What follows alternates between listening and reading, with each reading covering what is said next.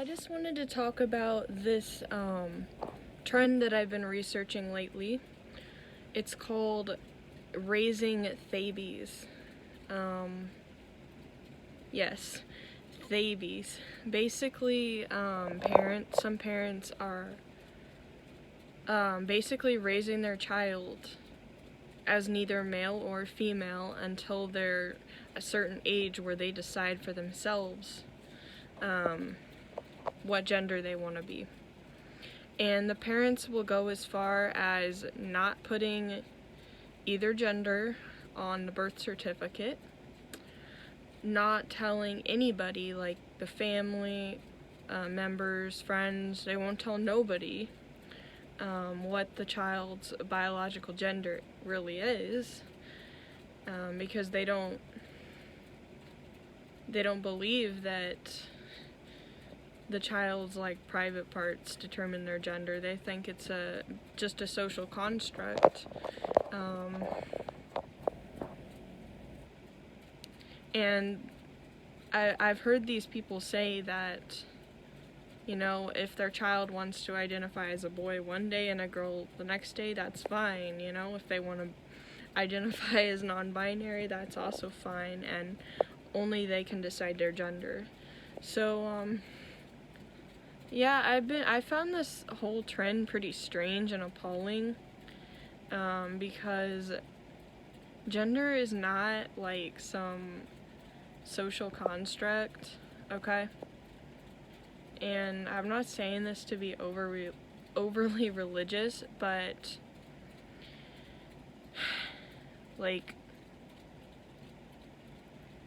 God created people as objectively male or female. It's not just something we can decide, just like we can't decide our eye color or our hair color or our skin color. It was determined, and it's an objective fact. So I don't really agree with what these parents are doing. I think the parents should be raising their children to love and accept the gender that God created them to be, instead of saying that they can just be whatever gender they want, because it's not a social construct, and it's determined by our DNA. It's very, very objective. There are certain things associated with males and females that are social constructs, and I don't see any problem with parents letting their children play with whatever toys they want or wear whatever color they want, because I think there are real social constructs around gender. For example, this whole idea that you're supposed to dress your baby girl in pink and your baby boy in blue, I don't agree with that. I think that was a made up trend. Or this idea that girls can't play in the mud, or boys can't play with dolls. I think it's fine if you want your child to be allowed to wear whatever color they want or play with whatever toys they want. I think that's okay. But this whole idea that gender itself is a social construct is a serious issue, I think. Again, there are certain things associated with each gender that I think is a social construct and not inherently masculine or feminine, but we act like it is as a society. But gender itself is intrinsic. It's not just something that's fluid and you can just, I feel like I'm male this day and I feel like I'm female this day. That's not how that works. Just think about it like this. We don't say that about animals. If you have a pet and someone asks, what's your pet's gender? You're gonna tell them if your pet is male or female. And it's not based on what your pet feels like. It's based on their biological gender that they were born with. And we recognize that for animals. We recognize, in animals, the females are the ones that either get pregnant or they lay eggs, depending on what type of animal, and the males are the ones that, like, you know, cause the pregnancy or fertilize the eggs if they lay eggs, you know. But, like, why is this so complicated for humans? Like, for humans, it's like, well, you can just be whatever gender you feel like. It has nothing to do with what private parts you have or what chromosomes you have. It has everything to do with your feelings, and I just think that's flawed. Like, come on, you know? I mean, we don't do that about anything else. Like, we don't do that about race. I mean, I have heard of people being trans race, but that's a pretty big stretch. But, like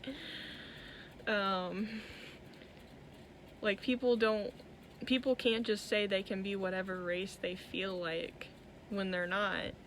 I guess race is a little bit different because people can be mixed race. Like, there's plenty of people who are more than one race, but they're genuinely mixed race. Like, they're not just saying like, you know, I'm not this race at all, but I just feel like it, so this is what I want to do.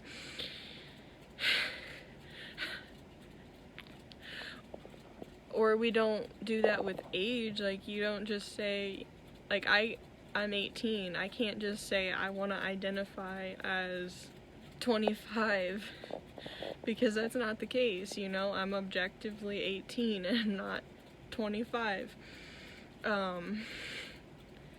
So yeah, I think we need to just honor God's creation and just accept objective facts, because that's what gender is. It's an objective fact. It's not just like you can be whatever gender you want. And I think each gender does have its own purpose, and I think that's actually a beautiful thing.